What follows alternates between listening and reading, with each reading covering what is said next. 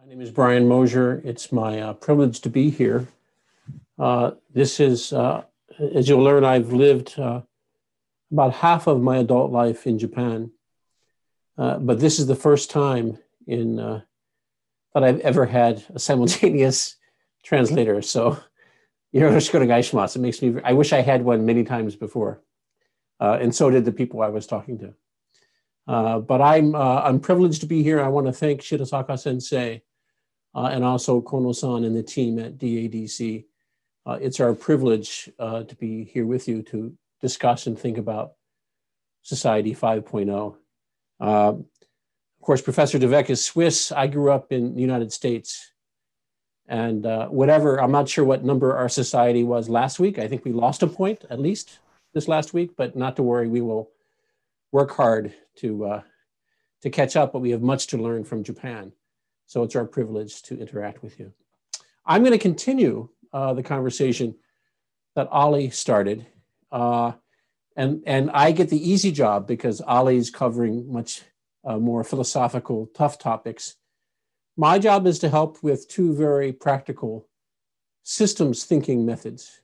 One in understanding problem statements, and a second related to the stakeholder value network.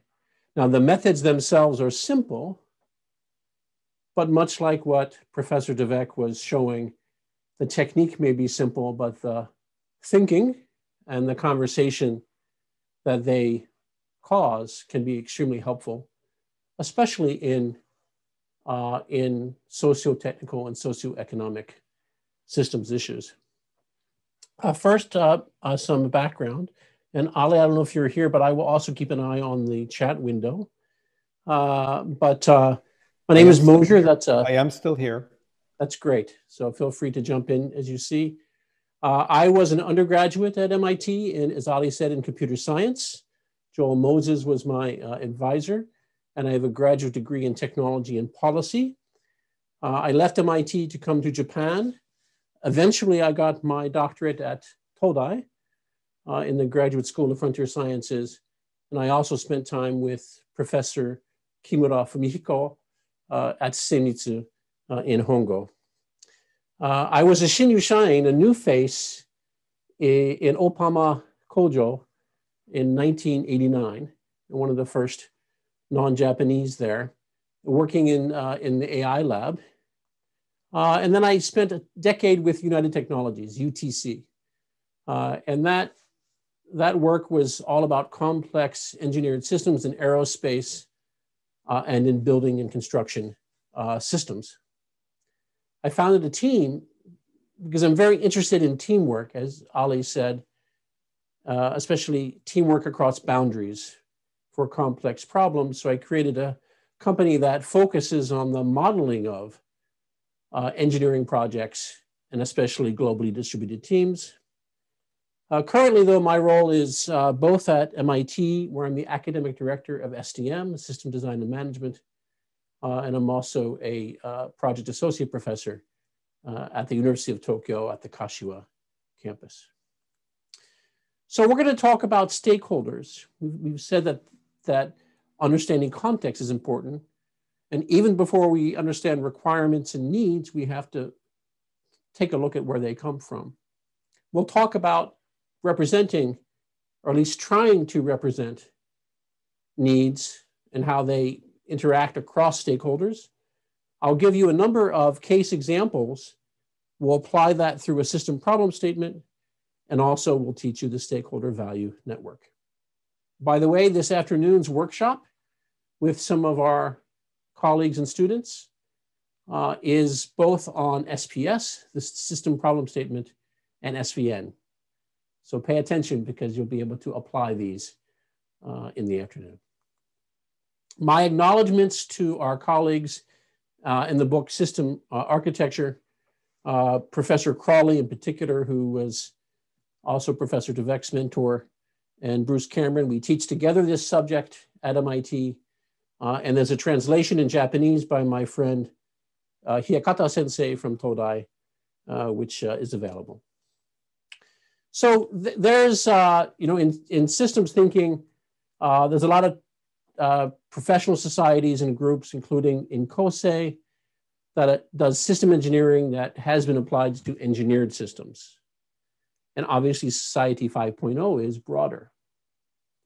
I like, amongst these different actors who have been providing good leadership in systems, the NASA community has been quite strong, and JAXA as well. And this is from the NASA System Engineering Handbook. And so today we're going to focus together here on the stakeholders. And in the stakeholders, it's not only understanding what the needs of the users are, but what's missing above all of this is the context. Maybe in Japan, we would say ba or something, but this is really where we're going to focus in on today. So let's get going. Let's come back to these basic definitions consistent with Ali. First, I want to say that value is benefit at cost. It's not just benefit, but as I look at often the trade-off and the balance between benefit and cost. So sometimes we might think of it as the ratio of benefit over cost, perhaps benefit minus cost, et cetera. Or we might have more complicated and certainly multi-attribute ways of understanding both figures of merit that are related to benefit and to cost. Okay. But in order to get to needs, we're going to drill in now and look at benefit. Benefit is worth, importance, utility, but as judged by a subjective observer, the beneficiary. So even in engineering or consumer product development, we appreciate that needs that are often in the head and judgment of the consumer or customer are also often ambiguous, fuzzy, right? So dealing with both complexity, technical complexity, but also socio-technical complexity and ambiguity is at the heart of systems thinking. And really what we want to recognize is that the benefit is induced by the satisfaction of some need. Let's get into it. Now, as good otaku as we are, we like to model. We like to, whether it's mathematical or computational, we like to model. So we're showing you a few figures here today on the right that are in a modeling language called OPM visually, or OPL or OPD, but object process modeling. And in this case, we're going to refer to the beneficiary. Think of a person as someone who has an attribute, which is a need shown here. So a need is defined as a necessity, a desire or want, a wish for something that is lacking. Okay? It may be unexpressed, right?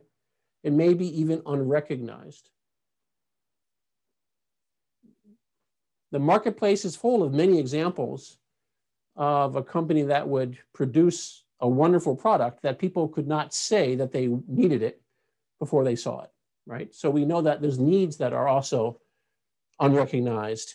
And even for those needs that are recognized, the expression may be very unclear. So let's think about how do we then go ahead and try to understand these needs and stakeholders' needs more carefully.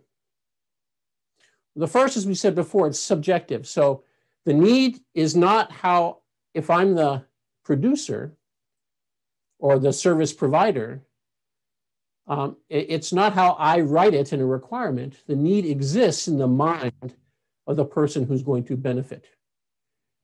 That exists outside of the system or the boundary of the enterprise that we often have some control over. If I ask the stakeholder, what do you need? If I go to Takanawa or Konanguchi, or I walk through the neighborhood and I ask, what do you need? Then it's often going to be expressed in fuzzy or general or ambiguous terms. We need to interpret it, right? Part of the role of the architect is understanding these, interpreting it and translating it and connecting it to the system. So we're going to start this journey Because as some of you said in the questions earlier, obviously for Society 5.0, it's daunting or overwhelming. Where do I start? You know, there's so many interest groups, so many attributes, so many subsystems. How can we get a handle? Let's start together with thinking about a particular system and the direct beneficiary. So here's a system, a very important society transforming system historically, right? Just think about communities and societies that were able to refrigerate food and what that did to change their society. Transformative. So let's take the role, let's play the role together as a white goods business, okay? And that's the system, the product system that we're thinking about together. So looking at that, and we'll please type in the chat window, who do you think is the beneficiary? And what is the need that they're benefiting from? What do you think? How do we start even with a simple example? So consumer. So consumer, are they consuming food? Or do you mean that literally, that they are a consumer? Do you mean the person who bought the refrigerator? Restaurant cook. Interesting answer. Who else? Mom, okasan, right? Or the family. That's interesting. Is the mother's benefit, as she might express it, different than the family's benefit? The food company benefits the stocker, OCKER, the person who's stocking, is benefiting. So a lot of different parties just for one system are now involved. So even this is a mini Society 5.0 here. So let's start to parse this together a little more closely. So we're going to describe the person who's interacting with food first as the food worker. I won't say, maybe in your family it's mom, in some other families it's dad. Hopefully it's not the kids too much, but there's someone whose maybe primary role is to be responsible for food and the processing of food. And so we think about attributes that this food worker has. For example, if this person has a lot of food that is rotten, right, then that's a real need that they have. They also may be busy or in a very small space. So how they have access is a need that they have. And what's this third one? This third one is about information, right? What is it about? How important is it to be able to know what's in the refrigerator? So now we begin to associating attributes of the stakeholder, in this case, the beneficiary, primary beneficiary, and thinking about things that come close to what Professor DeVeck was saying that might need to be transformed by some function. Okay, let's keep going. Next, this is a washing machine. This is a Toshiba washing machine. So whose needs are these?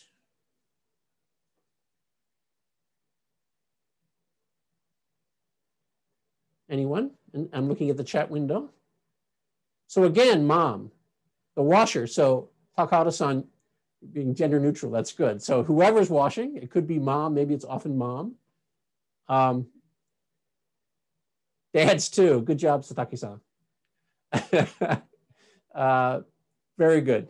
Me, the clothes. Now that's Minami-san. That's very interesting, the clothes. Here's an interesting question when modeling Society 5.0. Is nature a stakeholder?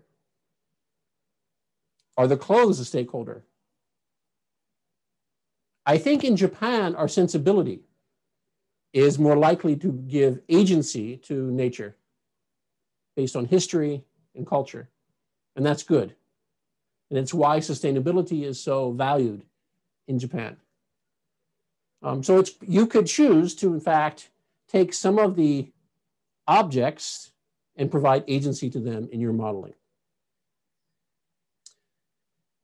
Now, why do we wash clothes? One thing that seems to be missing here is some understanding of what the benefit is from the need being satisfied. So is the need to prevent disease? Is the need to allow our family to be in social situations? Is the needs to make sure that we're able to protect ourselves from cold weather, and so on. So as we begin to parse out the needs and associate them to how they might be satisfied, we must begin thinking immediately about transformation, satisfaction of the need, and eventually function. So the exercise of stakeholder analysis is both about listening to the stakeholder, listening and interpreting needs, but also understanding how they relate to one another. We call that the use context. And what we will try to figure out together is which of these needs are more systemically relevant, significant, right? How do we, and then therefore also which stakeholders may be more, because of their needs, systemically relevant to our consideration. So the exercise that we do is we already know that if we're focused on a part that's part of a bigger system, we need to make sure that we're thinking about the total product system. We also know that we need to think about the use cases around it, but even beyond that now about the context, because that user exists in a family, in a village, in a company. And that's part of our consideration in order to interpret what that ambiguously stated need is all about. So let's keep going. Let's together come back to the refrigerator, because we already talked about that food worker, the person whose primarily job it is to maybe acquire food. Oh, that's a process, isn't it? That's an action verb, so that's a process. Acquiring food, storing food. So I have these things I want to do to deal with my attribute, which is that food spoils. What about this beneficiary? Right, this is the bill payer. So whoever purchased the refrigerator, if you're in the position of going to wherever you go to buy your white goods, do you buy the cheapest? Do you pay attention to what the operational expense or running cost will be? Are you more worried about your monthly bill or your initial bill? So a big part of, and particularly in understanding the needs for the design, because we can make a very low initial cost but high ongoing cost refrigerator, right? So the bill payer has different needs and attributes than the food worker. Now, I asked before, does nature have a voice, agency? I also asked, does society or government have a voice? It's important. So we can think about the regulator as having needs. In this particular case, the regulator may be acting on behalf of nature and ensuring that we are dealing with a need, which is atmospheric pollution. Another very common need for refrigerators is child protection. Why? Because in early refrigerators, children would get stuck inside the refrigerator and suffocate. So we need to make sure that we have regulation, safety regulation as well. So now as I begin to build this out, I begin to see multiple beneficiaries who have needs. The needs are often loosely stated. And I have one last one. What does this one mean? Family communicator. Now, this is very often true in an American kitchen, that for a family, the refrigerator, which has magnets and pieces of paper and schoolwork and art drawing, the refrigerator becomes the surface in the home that acts as the central information exchange. So now I can begin thinking about how this is acting to satisfy the needs in communication in the family. Okay, so that's just the first thing, just to get some definitions on the table about need and beneficiaries. So now we're going to look into a technique that's called system problem statements, or SPS. And when we're looking at a system like the refrigerator, how can we clearly write a goal statement which captures the essence of the system? As Ali was saying, is the essence of the system, its purpose, about that internal form, right? The woven city by Toyota, right? Is the form of this city really the essence, the purpose, how the system provides value? Or does that function that we were talking about, especially at the boundary, begin to tell us something? So we're going to use something called the SPS to help us discern, to distinguish in describing a system between its value, its function, and its form, and how they connect. And these SPSs are very useful early on. And as we work to uncover needs, understand stakeholders, make choices, this SPS can evolve with us to create a much less ambiguous, clear definition. Let's try it. The SPS of any product or system is a single assertion of what the system is intended to do to deliver value, right? And if it satisfies that, if it conducts that function for its primary beneficiaries, we will consider it representative of success. We want to do it in a single, simple statement. You will be asked to do this afternoon in a workshop. So we're going to start together, back with the refrigerator. Let's say we're the white goods company. We develop, design, manufacture, and sell refrigerators. Your boss comes and says, our next generation product has the following goal statement to start: to manufacture and sell a successful refrigerator to environmentally minded consumers. So do you like this SPS? Does this tell you much about the essence of the system's problem that we're trying to address in this project? What do you think? What do you like about this? And what I'm looking at the chat now. What do you like about this SPS and what do you dislike? I'm going to give you some hints here, by the way. I'm going to put the words we've been using together are value. When we talk about need, value. And I apologize for my font. I went to American grade school. We don't learn how to write. So need, value, function, and form, right? So these are the things we've been trying to think about together and distinguish. So what do you think? Anybody? So what Yoshida-san likes is this notion of improving efficiency.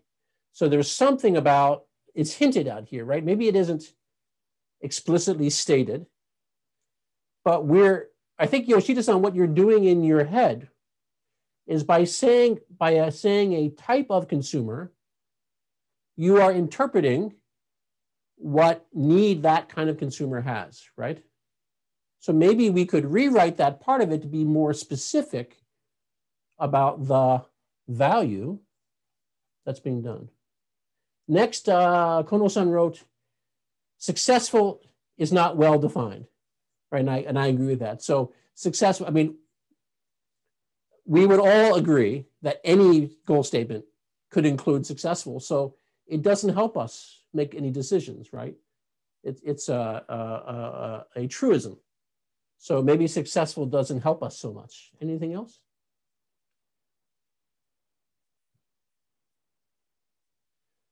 Very good. Takahara-san, bonus points to Takahara-san.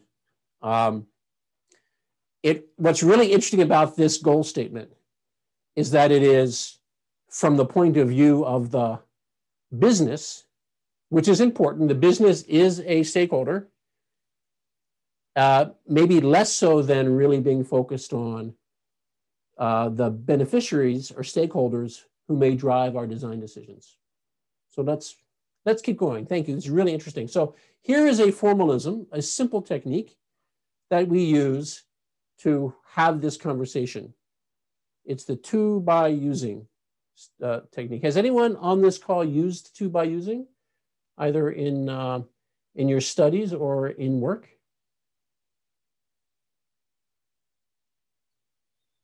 If you have, then you're going to have a nice advantage. But here's to by using. Here's the template. Okay. To is a statement of intent. Here's what we hope this system will provide. And it really centered on value. Now, there's a secret hidden phrase here, solution neutral. In our to statement, we do not want to make any decisions yet about how that value is to be generated. The to statement is about value, okay? By. The by statement, so for example, I would say to preserve food by something. So we're creating a long sentence that's to by using. By is a statement of function, not form. And as Ali was showing you before in his example from the Woven City, sometimes it's difficult to separate the two. Our experience-based view of the world socially constructs or embeds in the way of seeing the world where function and form are tightly connected. We may not find it easy to overcome that experience to separate function and form. So we're trying to do this through this technique. The thing about function is that the function is the process that acts upon the object and the entity for transformation. So the function you might think about as a verb, something ing, right? It's cooling, it's running, it's transferring. So it's providing some sort of process that's causing the attribute of the object to change so that the need, values generated by the need being satisfied. And finally, using the statement of form. So this is where we would have the vehicle, the car, right, and so forth. All right. So why do we do it this way, and why do we try? We're going to do this together a few times in a few moments. Why do we do this?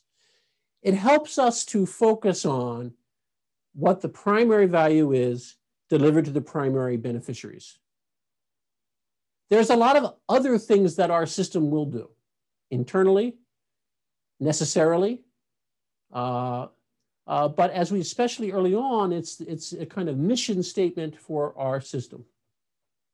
And we want to think about what is that solution neutral value.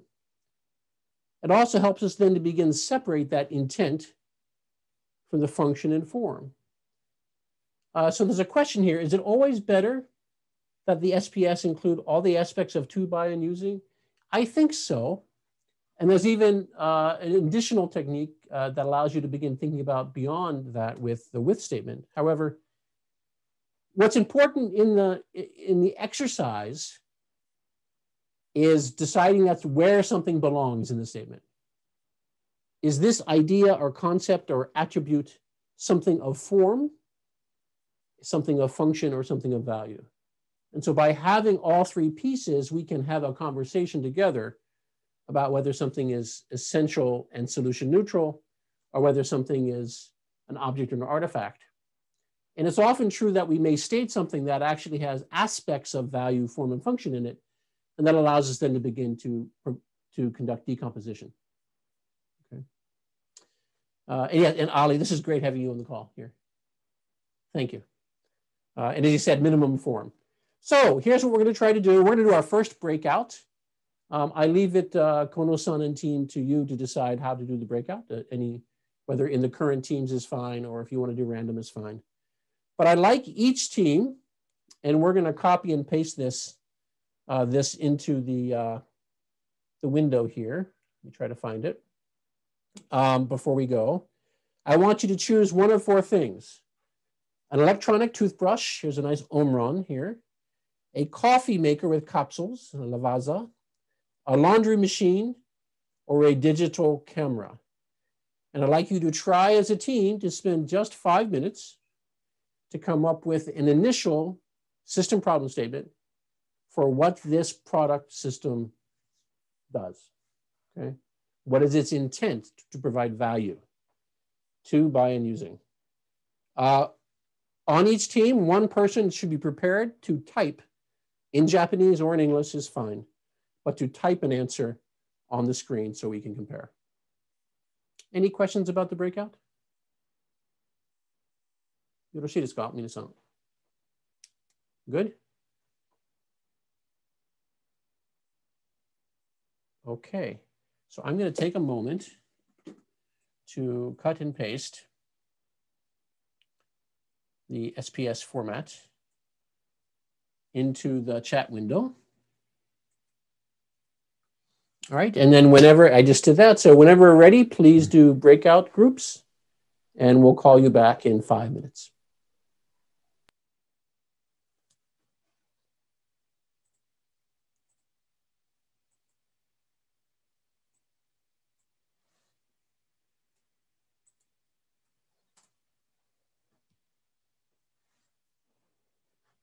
I think Ali will be stuck here, so we'll stay here. My pleasure. Sure.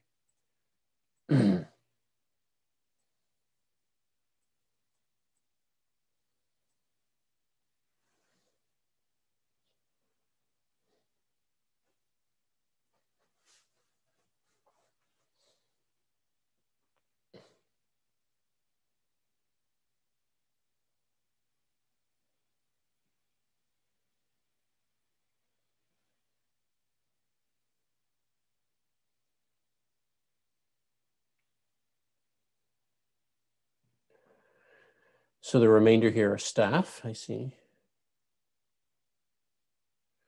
So what we're going to try next is I will turn on annotation. So everyone on the call will be able to write on my screen. So I'll ask them to place their to by using statements in a small font somewhere here. And I have examples. In fact, I can take it on the next page. But we'll see how they compare.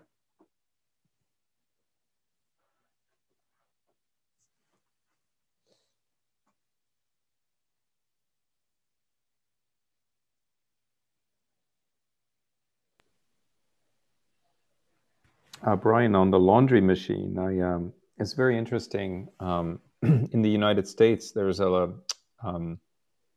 supplier of laundry machines who emphasizes in terms of sustainability, the use of water, less water, minus 20% water consumption for washing clothes, because a lot, like Arizona, California, water is becoming very precious. Precious and so costly. Yeah. They have a whole new line of household appliance machines that emphasize water usage reduction, particularly for water-stressed regions like Arizona, for example.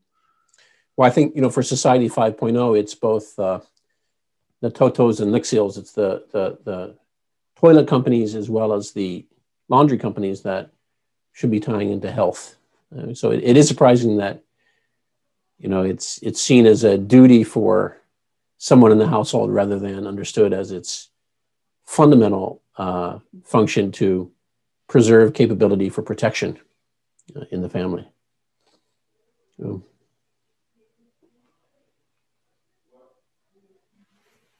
Yeah.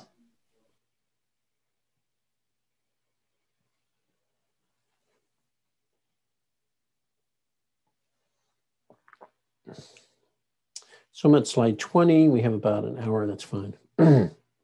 This is the only major interactive step today.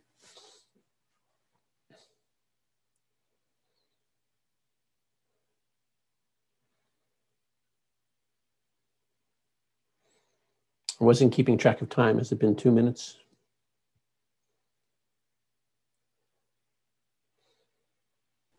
I would give them maybe one more minute, or it's possible to send a warning as well, before the breakout groups. Maybe somebody can send a warning message, 1 more minute. On the staff, can someone on the staff do that? I think that's right. I think Minagishi-san is on call. スタッフの方でクローズの前の残り時間をブレイクアウトに送れたら送ってくださいということです。Just translate. すいません。はい。Okay, it is informed to each team. Yeah. Maybe last 1 minute. Yeah. あと1分。Yep. We see that. I saw the message pop up. Yes, in Japanese. Yeah. 見えました。じゃあ、It emerged. 13分に戻しますかね。僕、中の様子が見えませんが。はい。大丈夫です。先ほど、もう出ましたんで、はい。ありがとうございます。13 minutes. They come back to home. Yep, in 30 seconds. Yes. はい。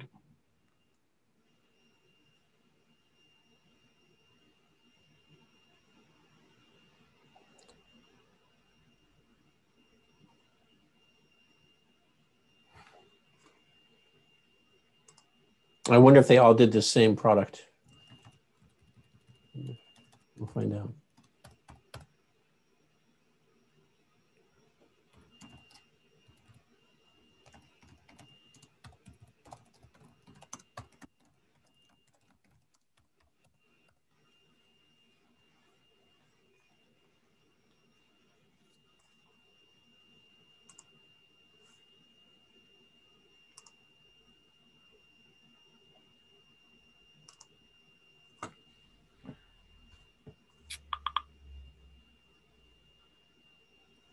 Welcome back, everyone.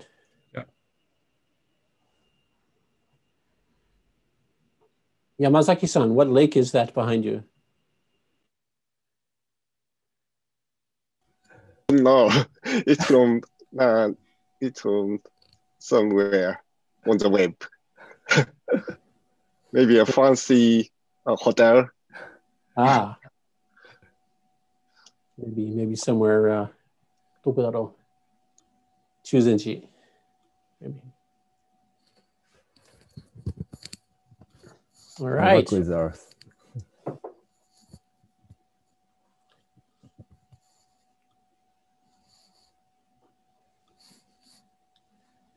Welcome back. It's good to see everyone's faces now that your videos are turned on. So welcome back. What we're going to do, I'm going to ask one person from each team. This is going to be, everyone can draw at the same time. It's a little bit free form. So please, the one person from each team can use the text button for annotation using Zoom and can pull down and can type their to by using statement. Okay, so please find your column depending on the product system that you chose.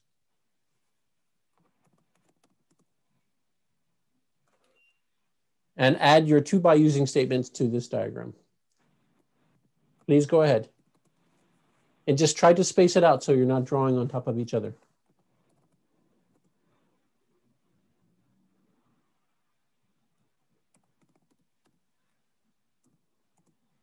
I see, not in the chat, but please draw onto the screen. You have the ability using annotation to actually draw text onto my screen. Okay. 直接でいいよ. That way we can easily compare with one another. Let's see if it works. 大原さん、お願いしてもいいですか？チーム7の佐竹ですけど。Brian, excuse me, how can I put on the text box in this? Annotation is turned on currently. Annotation. So people should be able to draw on my screen using the annotate button. Aha, so yes, Sawaki-san just wrote test. Perfect.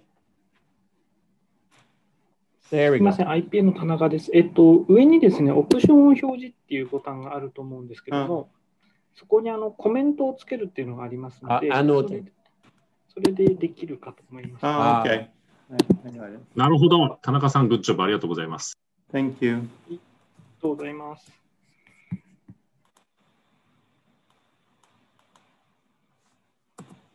Ah.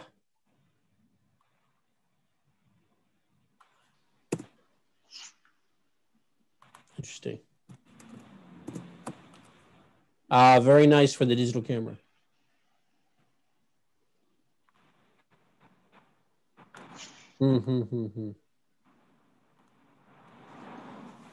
Good. I think everyone's pretty well practiced here. Let's wait just for a few more teams. Thank you, Ono-san.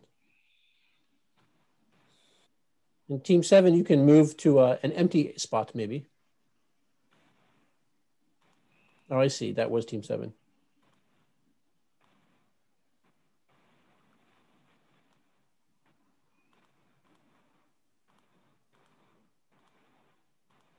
Well, sometimes this works and sometimes it doesn't. Now we know how to do it.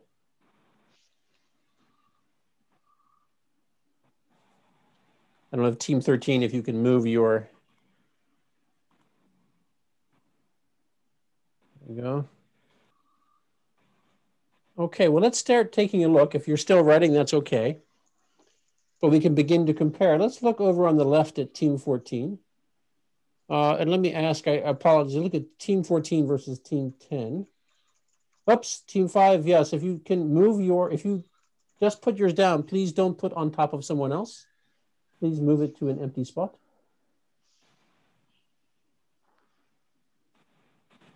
There we go.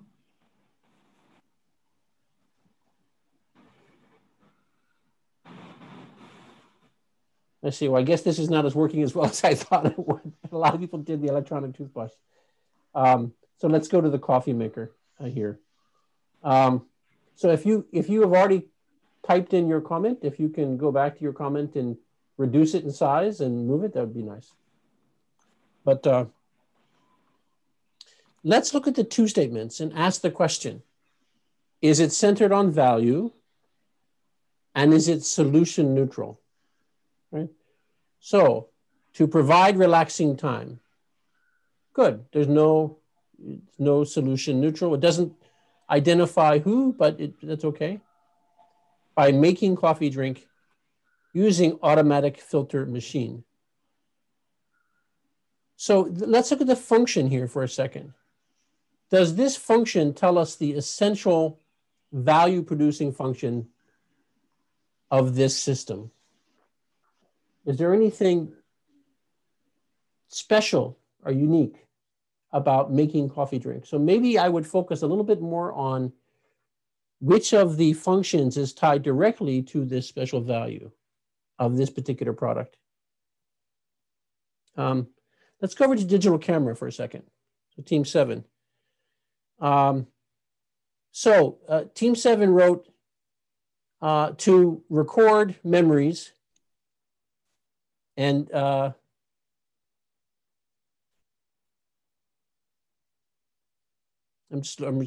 Japanese is slow. The functionality is to be able to take digital data and to save it, right, as a picture.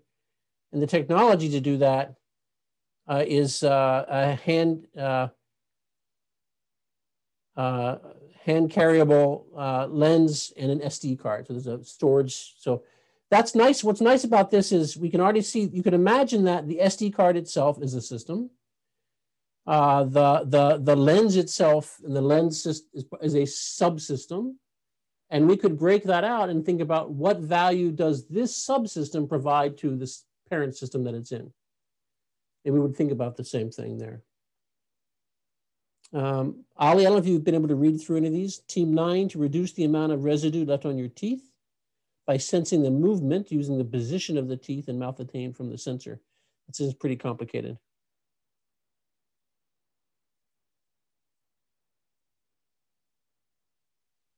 Okay. Staff, to increase sustainability of laundry machine by reducing water consumption 30% using a new. So this is interesting. So notice that this laundry machine is very project specific. It takes an emphasis on sustainability, and it defines that target goal by reducing water consumption by 30%. It doesn't say how. It then focuses on a new filtration system, and I don't know where the using went. The using is off the screen. So let's move on. I apologize that the screen did not work as well as I had hoped. Oops. If you can type all those again into the chat window, it would be great. We'll record them to send to you as part of this workshop. Oops, now I need to clear everything. Okay.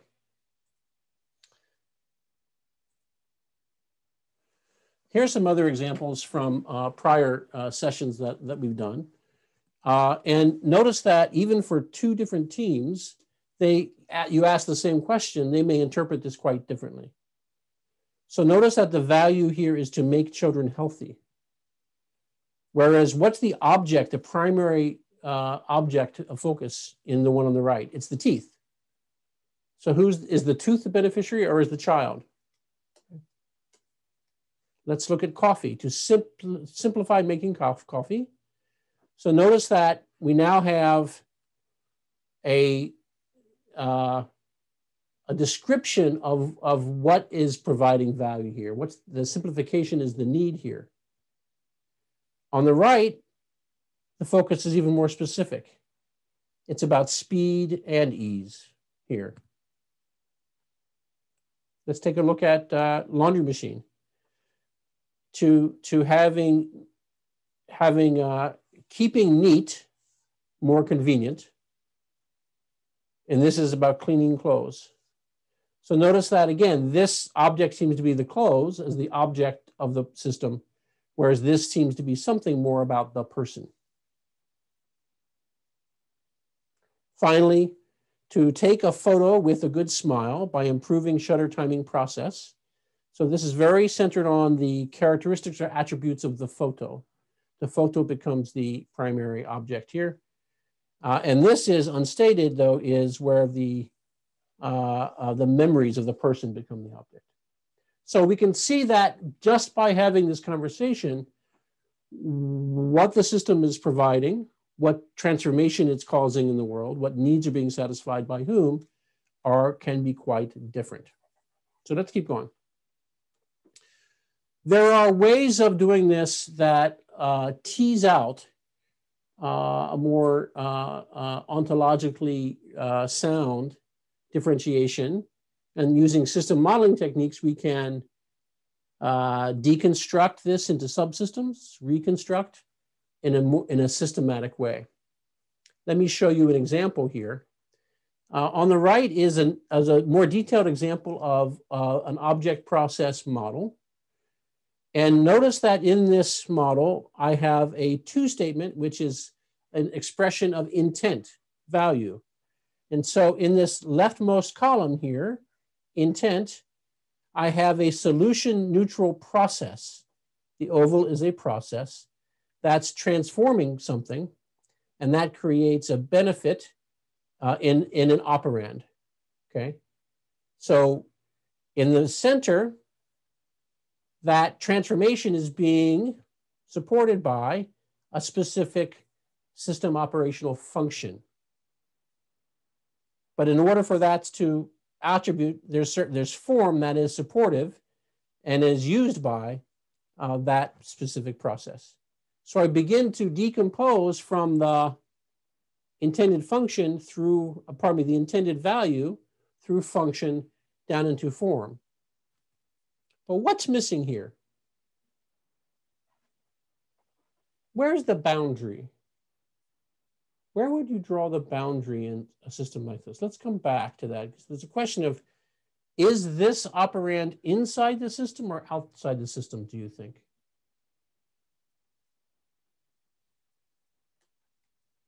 Right? Is this process delivered by the system, or is that value producing process inside?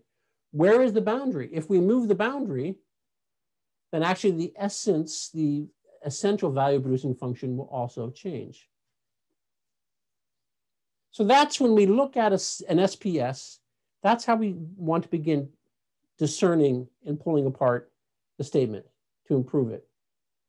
Does it have a solution neutral operand?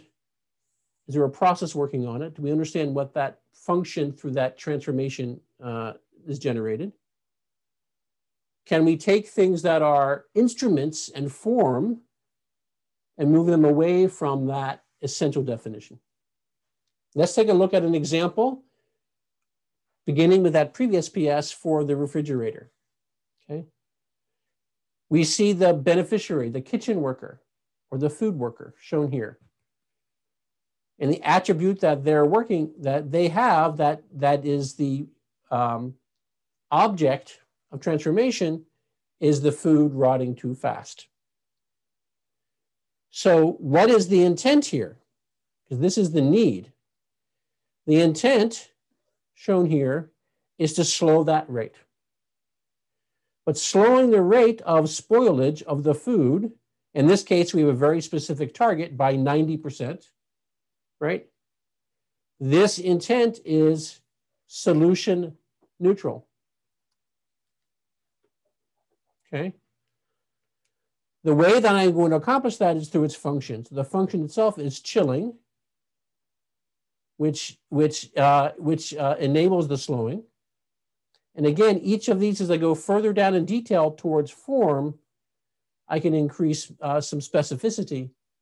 But I don't want to anticipate ahead of time, based on my experience, what the specific form might be too early. Okay.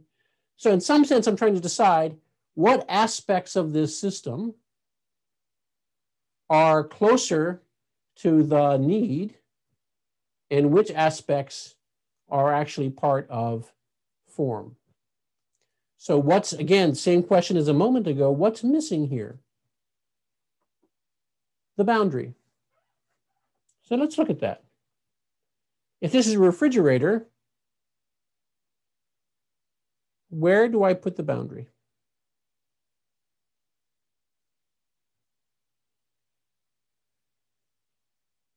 Is the food part of the product system? When I buy it, it's not in there. So I'm going to put this here.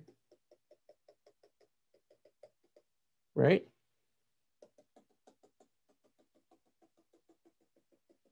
Now there's something else going on here. So I just wrote a system boundary here. And notice that the food, which is outside this system, is cooled, is being chilled, which changes the spoiling rate, which changes the spoilage rate, which is slowed, which satisfies the need. Okay. If I move the boundary, how does that change my understanding of what's being produced? Right?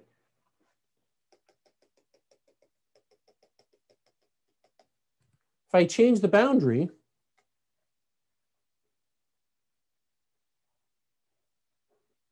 and I think about the system in a different way, then my focus and relationship is here rather than before being here. All right, let's continue. Given this now more detailed decomposition and thinking about value, form, and function, I now can improve my system problem statement with much more clarity. The value is to slow the spoilage rate of food.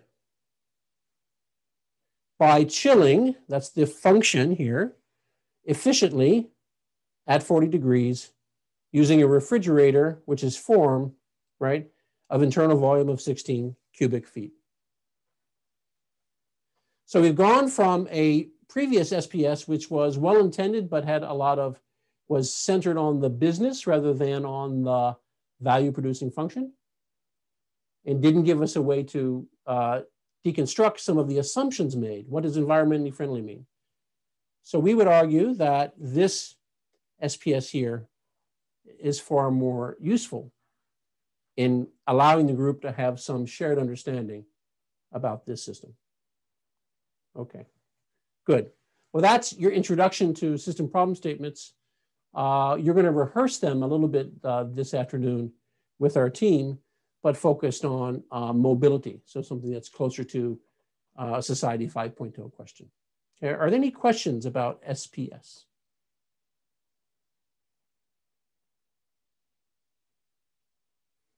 Looking at the chat window. Now, we did show you this one particular method for thinking about systems, the OPM. That's one of many. The point is we need to be able to somehow deal with the system, define it, deconstruct it, decompose it, have conversations with others in an unambiguous way in order then to come back and then define the system as a whole. Question: solution neutrality may depend on the extinction of imagination, the ability of other options of the team. How can we draw a solid line between the neutral and limiting? Well,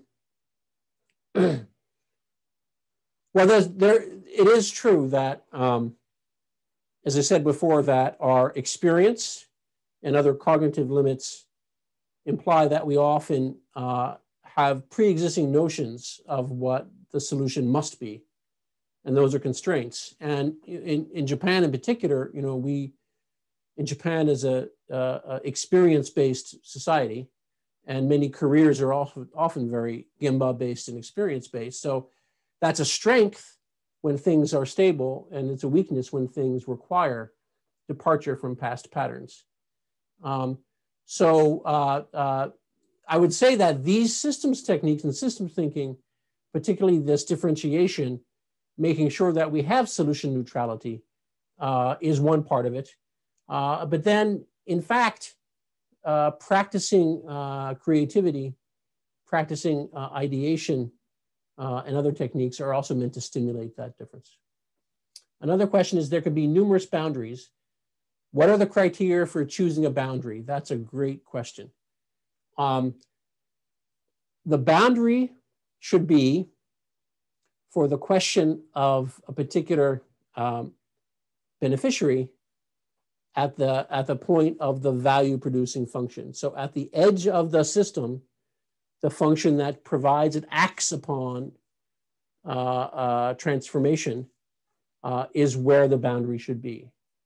So I want to think about, again, the essential function that the system provides, and I don't want to be yet distracted by internal details or tactics of form that may be quite necessary to produce that emergent function.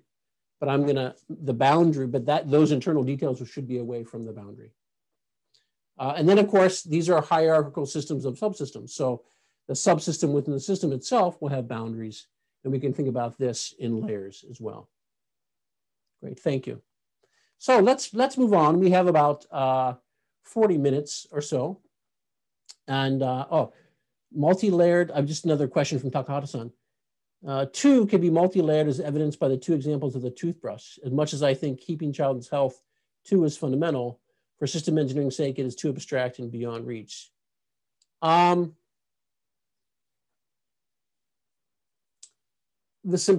cognitive, the ability of the statement we have to be handled cognitively is very important. Our desire for simplicity is so that the representation of the system can be treatable in human conversation and in discernment. It is true that we could create a much more detailed multi-attribute, multi-utility expression or understanding of value across multiple functions and multiple actors.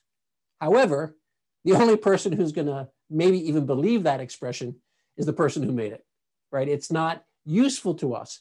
The reason we build these models is not for the model's sake, it's so that we can have an understanding and we can have a conversation. So, no, I think the way we try to deal with that, multiple both beneficiaries and functions is through decomposition and abstraction. And so you want to handle those at layers, and on each layer, there should be the ability for people to have a conversation about the essential function. Okay. All right. I want to come back to these questions. I'll look at these tonight afterwards and send an email back with these answers. We can talk about them more tomorrow. I'd like to get into show you some examples of now stakeholder and stakeholder values. So this is another part in the very early on thinking about a socio-technical system in reviewing the use context. It's not just about one beneficiary at a time, but about multiple beneficiaries, as you said in your question, but also not just beneficiary, other stakeholders who are impacted. So stakeholder is anyone who, group or individual who's affected, right? It could be positive, it could be negative, or they have a stake. They are in some way accountable for the outcome or undertaking. They have a stake in the system. They can be classified as customers. That's maybe the most obvious stakeholder.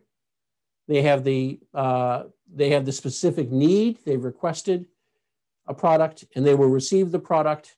Other examples would be other parties who have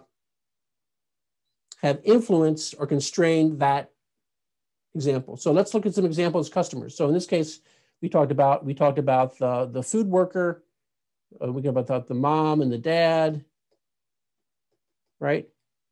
Pardon my font. But then other interested parties, who else has an influence on that system or process? Well, clearly, in order for that primary benefit we were talking about above to be satisfied, there's the manufacturer, right? There's a logistics group, there's the store that's selling it, there's the, and on and on. So as we began thinking about other interested parties with a stake, what Professor DeVec said about the history of our increasingly connected systems becomes quite important. 100 years ago, we may have only thought about the light bulb by itself, but now when we think about this service, we must think about the light bulb, the network, and how that's connected to others. So we think about beneficiaries and stakeholders together. Beneficiaries are those who will benefit from the actions of the system. There's an outcome or an output transformation that addresses their needs, as we discussed before. We are important to them, right? But there's other stakeholders who may not benefit, but they can constrain, disrupt, or are necessary to make feasible the system, right? These stakeholders are important to us, right? We're important to the beneficiary because we're ensuring that they benefit, but all these other stakeholders are important to us in turn. We have to think about both beneficiaries and stakeholders as we proceed. So we talked about these examples a moment ago, but internally to our project, we've got our organization, the management above the project manager, the technical team members, and the functional organization. All of these actors are necessary for us to achieve the project. But externally, the customer, who's the beneficiary stakeholder, but also all the subcontractors and vendors who may be out of our control, but also government. So we're going to go through each of these and show some examples. Now let's talk just for a moment. You're going to do a bigger breakout later today on mobility and transit hubs. But let's think about, in the case of Shinagawa, Toyama, which is a very famous example, who are the stakeholders, and who do you think, I'll look in the chat, who do you think for a transit hub are the stakeholders that directly benefit, but who is indirectly impacted, and who may be impacted by risk because of the transit hub? What do you think?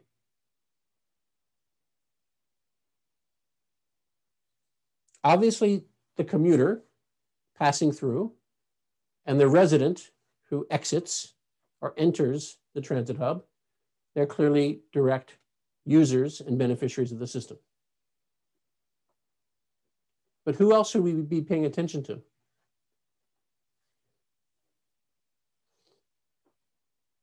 The chat window?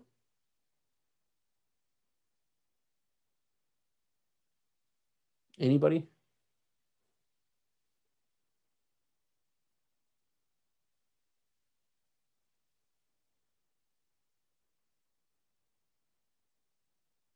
Neighbors because of the property prices, the local government.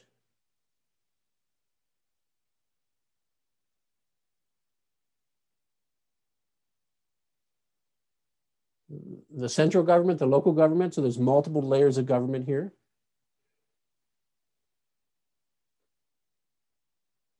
Real estate. You know, at the heart of the tension in transit hubs is this view of the transit hub as a node in the transportation network, where we're interested in the convenience and the efficiency and the cost of moving people around. But at the same time, we think of the transit hub as a place of living and working and experiencing public activity. Then there can become a real tension and trade-off. If I see around the world that everyone is now using multimodality, they're getting scooters, you know, everyone's having scooters and electric bikes everywhere, right? If we pay attention to that function for the convenience of the node user, the commuter, then suddenly we find a huge part of our train station is now allocated to storing scooters and charging them, or people are leaving them all over the streets. So it's in direct tension and trade-off with our understanding of the transit hub as place, right? And so that's why we suddenly begin thinking about these other stakeholders as well, okay? And a way to understand this is that, and this is similar to work done by Winograd and Flores, which is that we think of all of these value deliveries as an exchange. So there are stakeholders who provide outputs and incomes, which we need. We need them to be successful in this project, and our project in turn is satisfying their needs. So we want to understand these kinds of exchanges. So how do we understand how these stakeholders relate to each other and which stakeholders to pay attention to, in what way and why? We're going to use something called a stakeholder value network. And your second exercise this afternoon is to create a stakeholder value network for mobility, okay, for a transit hub. So what is SVN modeling? This is the first reference I know, Ollie, is from the Feng PhD at MIT with you. I think Feng graduated maybe in 07 or 08, 2008. And this is based on a paper that came out after that point. The issue is that when thinking about these problems, many planners build a stakeholder model that thinks about each stakeholder separately, one at a time, starting with a central focal organization. But there's indirect relationships that are also from stakeholder to stakeholder that maybe we're blind to. And yet these system relationships, these indirect relationships may become quite significant. And if we ignore them, our project may underperform or may even fail. So we use the stakeholder value network technique to try to capture and understand these second order effects or even third order, these systemic effects. That is to think about the stakeholder relationships as a system and its emergent properties rather than just one stakeholder at a time. So how do we do this? Well, classically is the hub and spoke model. And that's a reference to, you know, the old wagon wheels or bicycle wheels where there's one hub and a spoke. So at the center, we would have one focal organization, our company or the customer, but one. And all around it, we have listed our stakeholders. Some of them may be beneficiaries. Some of them may be regulators or other stakeholders who constrain or who serve or are part of this, but they all somehow have a stake in the project. Well, instead, we want to encourage you to think about this a little bit differently. Start with the primary stakeholder. Think about the flows not only from the enterprise to the investors. So for example, there's investment from the investors. The investment flows through the organization to the project. In return, the project returns goods. In turn, the consumer gets the product and revenue comes back. So now I'm seeing two things here. One is that there's often an exchange, and the exchanges are a different type. And as I begin to see so, eventually what happens is I can begin thinking about the relationships shown here in red, in large part, from stakeholder to stakeholder, not only our direct relationships. Now, why would I want to do that? Well, first of all, notice as I build up the stakeholder value network, there's different kinds of flow. Flow is some value that's being produced to satisfy a need, which in turn produces benefit and likely an exchange of some sort. Okay? The reason I would like to do this is because rather than looking at pairwise direct relationships, I want to look how combinations of relationships, how a loop or a combination might create a reinforcing either risk or benefit. Okay. Pardon me, it seems to me that my, let me check my animations here. Just a moment, please. My apologies.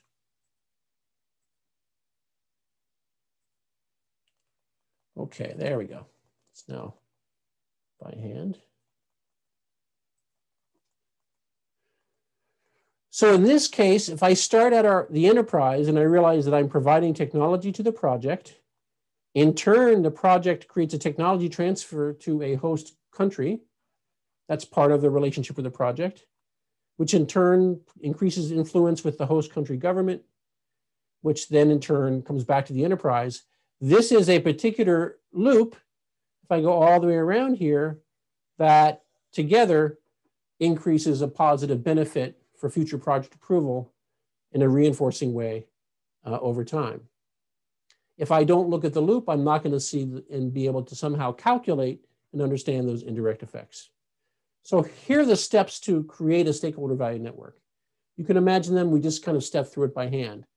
You map, quantify. Not all of those relationships are of equal importance. Some may be stronger, and also they're directional, right? What's important is that someone may benefit from you, they may get more back than you've gotten and so forth. So not all relationships are equal in their exchange. We then, once we map and quantify, we then want to begin analyzing or searching, particularly searching using a technique to find all the significance of the indirect loops in combination. And let me show you 6 quick examples. These 6 examples are from our research at MIT and University of Tokyo over the last few years. And we chose some examples that we thought would be relevant to Society 5.0. We start with the maritime industry. This is part of our work to help with the transition towards new IMO regulations, the International Maritime Organization, for the reduction and eventual carbon neutrality of the shipping industry. And so we can see in this particular stakeholder value network that we have the shipbuilding company, the marine equipment company, the shipping company are all key actors along with the shipper here. That maybe traditionally we would only be building it from the point of view of the shipbuilding company. We would only see these local relationships. But we now have to understand the government and the International Maritime Organization, the public as an important actor in this as well. So by conducting this exercise in our research, building out this stakeholder value network, we were able to focus on different flows in a broader set of actors. Here's a second example from Singapore. This is focused on urban logistics centers. So as you know, in Singapore, there's many residential neighborhood malls where the ground floor will be like a shopping mall, first, second floor. Often it's residential above. And these residential centers exist in the city, and there's a constant flow of goods in and out of these centers. And yet it's residential. And so there's an inherent tension between trying to make the flow of goods in and out of these logistics centers more efficient and convenient for the shopkeepers, for example, but doing so without disrupting the other activities in that block or in that neighborhood. And so where we started was thinking about not just the mall owner or the retailers who you start with, but really stepping back and thinking more broadly about all the relationships amongst these different parties. This third example is from healthcare. And this is an example from Rwanda. This student, STM student, is now the Minister of ICT and Innovation for Rwanda. And she has championed really a leapfrog or a jump in improvement in the healthcare system in Rwanda. And the challenge here had to do with the use of electronic records in healthcare. And some of the examples from around the world were based on very large, very centralized, highly regulated healthcare record systems. And for a number of reasons, it was too costly, too expensive. So the question was understanding the actors and the potential marginal value from providing more distributed healthcare. How might we roll out bit by bit in a different way than following the traditional pattern from other countries of jumping directly to a completely centralized system? Okay, so those were just three techniques very early on in that research to understand the context in the maritime industry, in urban logistics, and in healthcare. But what do these diagrams tell us, right? Well, it's useful to get just to record what's happening. But what's also important is that it forces us, as someone asked earlier, to confront our intuition, right? To challenge our deeply held assumptions about which of these needs and which of these stakeholders are, if served, if improved, lead to emerging systemic benefit over time, as opposed to simply solving the most obvious or traditionally well understood need that's in front of us. So how do we begin to then begin using the technique to gain these insights? Well, the motivation is, again, these indirect relationships. And also to, given this technique, to find a way to communicate across the stakeholders in a clearer way. Very often, a stakeholder will not be aware of their own position or role in a set of indirect relationships that if they make a small change or they make a contribution could make a systemically big benefit. So we need some means, a map for the stakeholders to have a different conversation about the set of connections and relationships and how a change might lead to total benefit that would otherwise be not obvious. And then, therefore, these also become a communication platform. Here's an example from residential real estate. And residential real estate is going through a transformation, at least in the United States, based on a breakdown of the traditional selling model. And so consumers are now, rather than, it's like the same thing that happened in the travel industry that disrupted the travel industry over the last 2 decades, but where consumers and owners, buyers and sellers are finding ways to directly connect. And yet that, for example, even like Airbnb, which you're familiar with, there needs to be a role of government, the regulators, and the local community.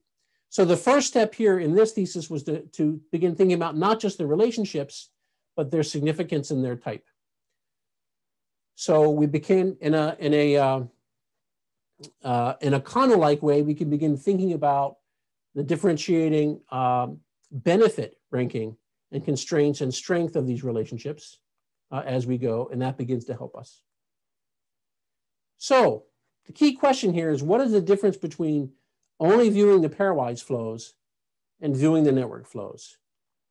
Well, we can think about another case, which is national and commercial space access. So we're right now undergoing a change in the way we think about government policy and investment in generating national capability, including commercial capability for access to low Earth orbit and we hope beyond. SpaceX, a company, is one of the examples. And we also know that creating this ecosystem isn't just for the immediate capability, but that the generation of capabilities in turn creates other options and other capabilities. Professor DeVec showed you earlier the new telecommunication system from SpaceX, which is emerging very quickly at much lower cost than the prior generation. And that's something that also emerged from the national government support and change in the commercial policy, support policy for these capabilities. So this was a thesis done to look at further options, not only in launch, but also in the satellite market to accelerate the national capability. And it recognizes that it's not just the companies themselves, but the US public, regulators, lawmakers, investors in the commercial market in line have to be considered. So I asked the question, how do we use the network to think differently, to learn how to pay attention differently? Well, we pay attention to significant loops. We saw in the real estate model, I showed you that we began to look at not only the type of flow among stakeholders, but we also began to look at their criticality and their weight. And we are being quantitative. We need to distinguish them. In this case, this is not the entire network, but I'm showing you within this network a particular loop. And in this loop, it's not just that this loop is here, but I can look at the weighting of the loop as well in combination.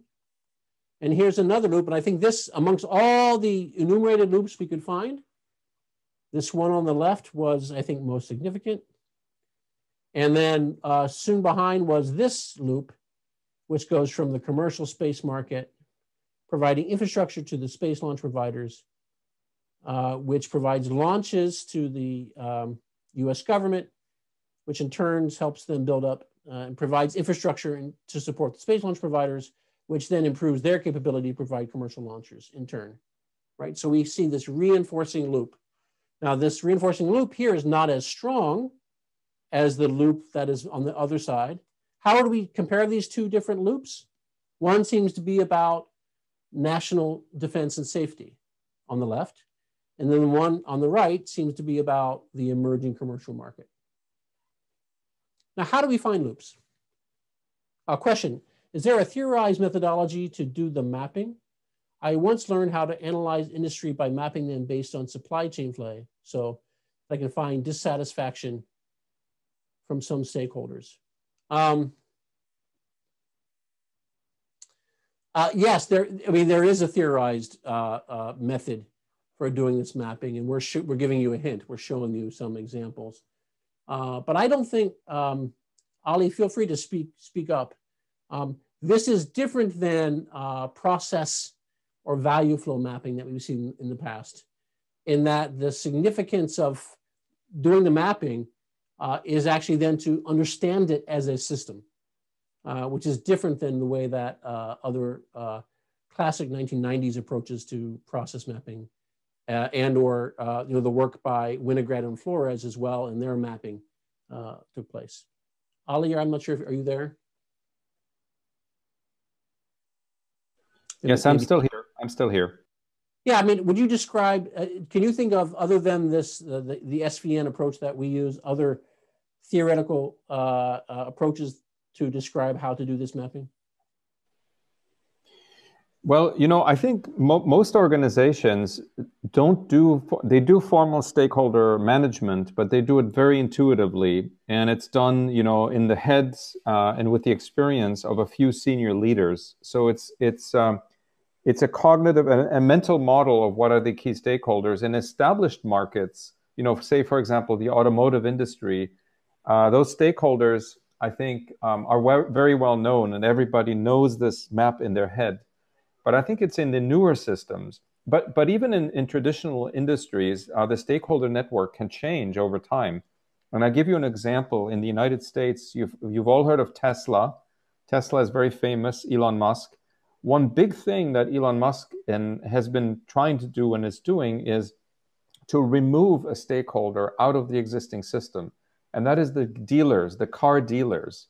So it's a very traditional network. And by selling directly to end consumers, completely eliminating a stakeholder has been his goal.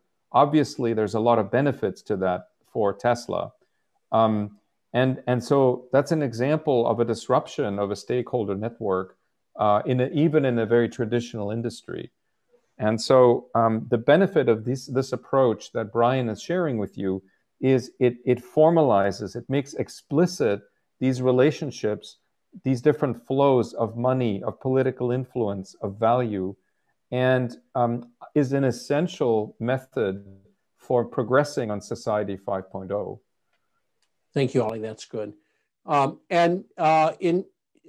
are also, you asked the question, someone asked the question, how do I normalize this rating in the ranking? And there are a few techniques to do so. But I think that notice that what's important is our understanding of these flows as need being satisfied in value, right? So at each pairwise relationship, our understanding of what the system is and what its function is and how that translates to value is critical for more meaningful and sometimes physics-based normalization of what these measures might be. So if you don't have an underlying understanding or view of what that flow is, if it's, for example, a typical Scipio model or something, that often doesn't have the ability to measure these. But the other thing, that being said, even if it's qualitative, the measuring, what's different here is then, given the measure, thinking about it as a system. That is, looking at these in combination for the indirect relationships that in combination may dynamically over time produce systemic results and show us something different. So let me just quickly show you, we've got about 10 minutes, so I want to get through today's content. That if I have a network that has these loops, I could say, well, how do I find the loops? I can just go through every one at a time. You know, I might do this, I can say, oh, I'm going to go here and here and here. Okay, so here's one. I got B and N, right? So there's ways I can, by hand or computationally, kind of just generate these things. Another trick, of course, is that when we look at a network diagram, we can map it directly to an adjacency matrix. And so each of the nodes of the network is in a row and a column. So I have A, B, N, and Z. And in the cells of the matrix is each of the edges or links. So this is a from on top. So I say from A to B and A to N, there's an edge.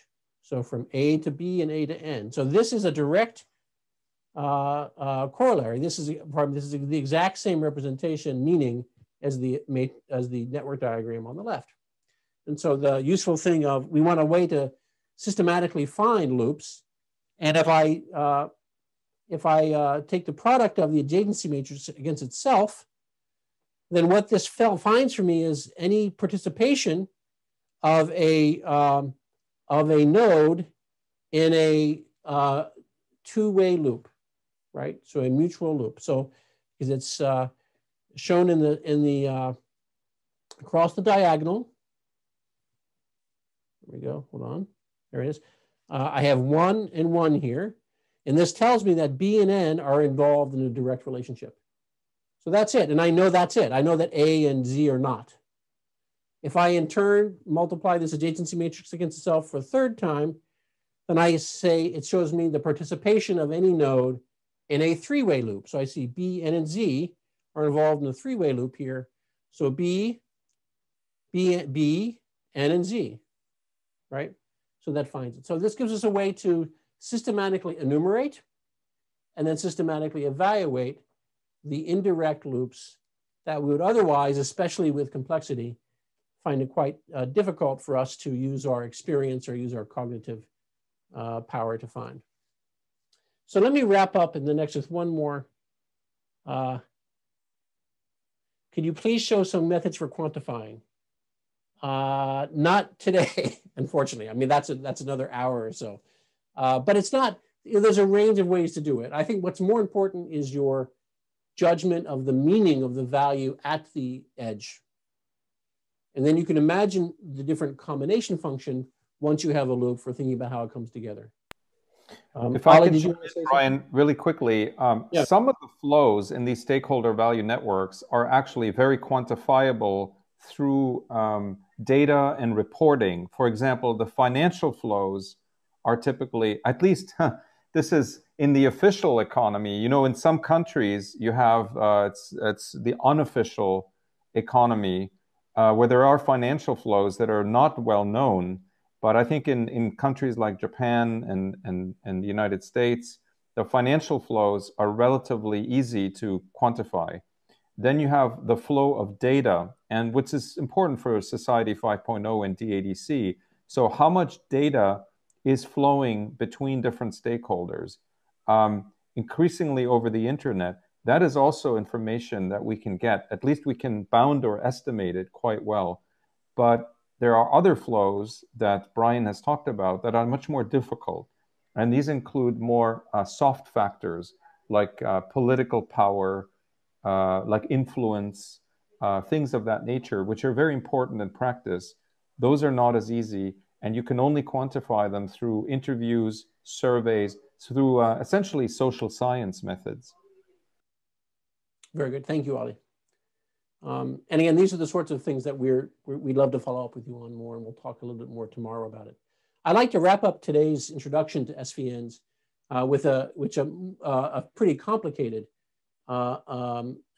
example from humanitarian response.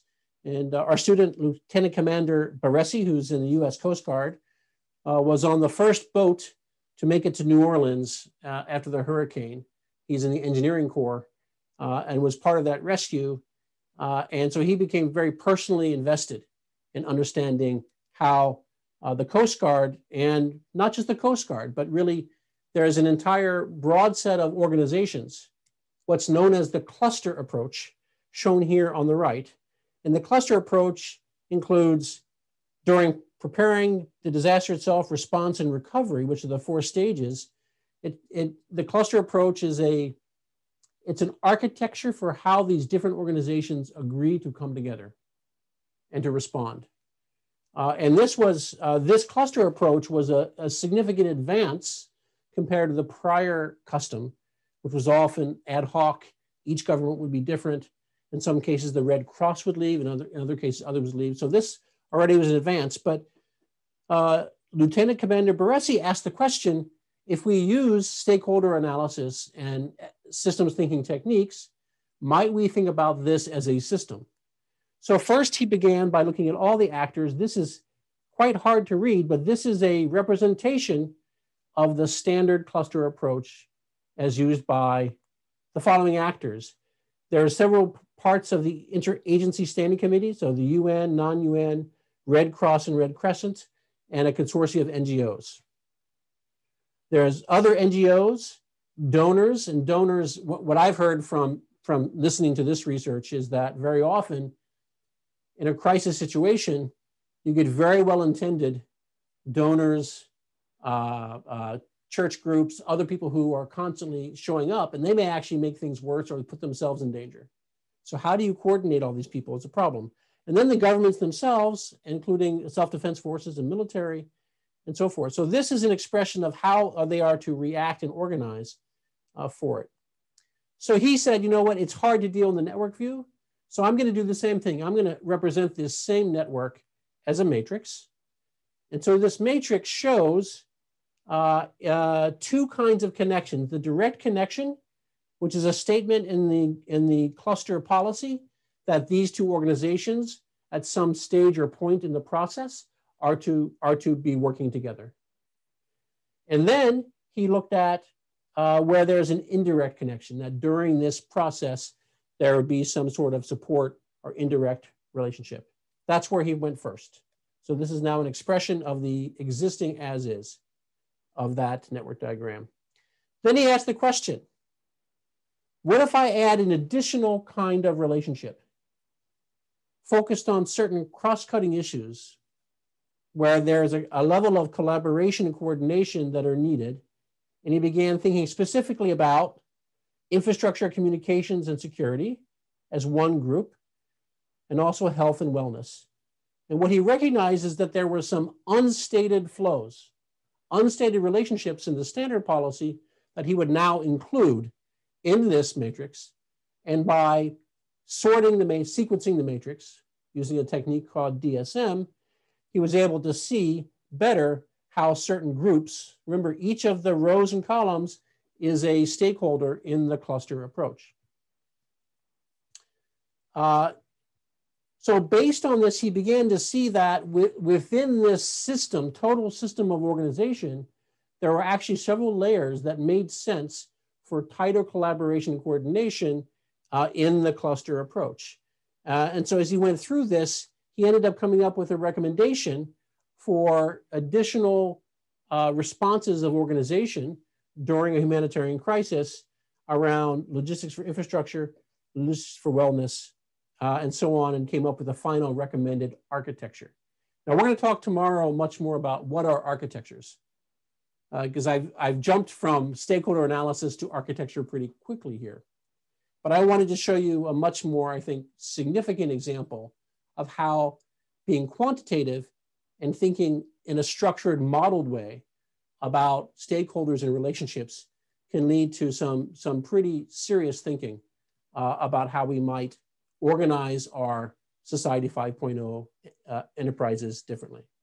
Okay, so I'm going to skip this last example, which is a final example from BP, which is interesting because it shows us that if we compare doing an analysis with only the hub and spoke model, which shows us which of these, in this particular British Petroleum, so this is a petrochemical example, I think in the state of Indiana.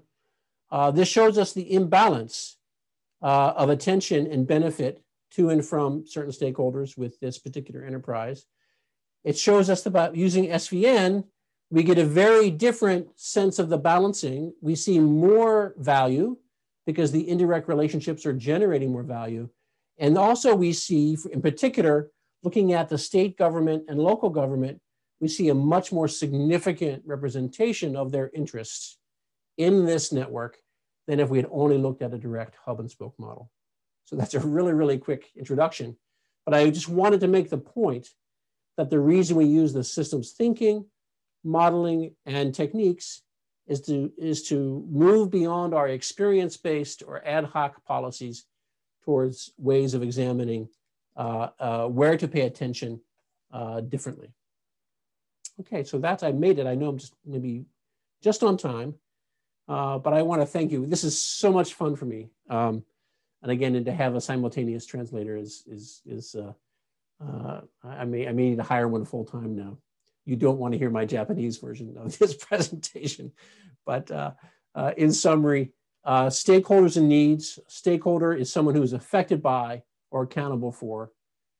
They have a stake in the project. They may benefit, or they actually may be someone who is necessary or can constrain it. But notice that they're the ones who have the needs.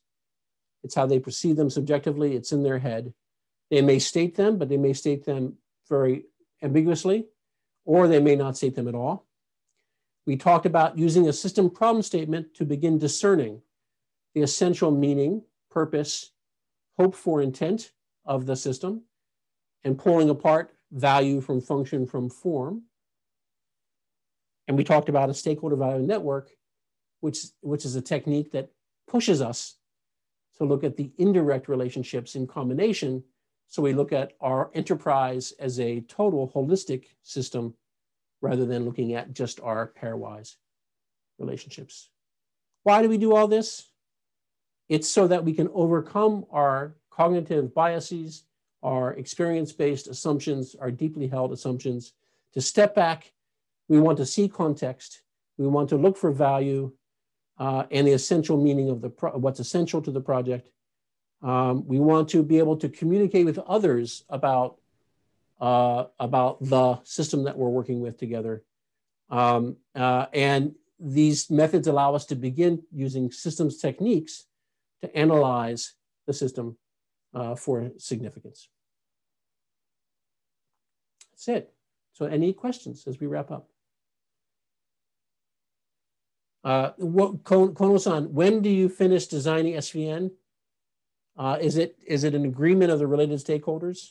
So it is true, so you answered as well, Ali, but it is true that the SVN can become a kind of a stakeholder document, part of a charter. You can use it as a basis of communication to really ensure that we really are clear about the terms. And notice that, you know, the need is owned by the stakeholder. It's their need, not ours. So having that clarity is good. As Ali said earlier, stakeholder relationships change. Even just the change in technology changes what's possible to exchange. So we, at least for the projects I do, we always at some level revisit the SVN and think about it.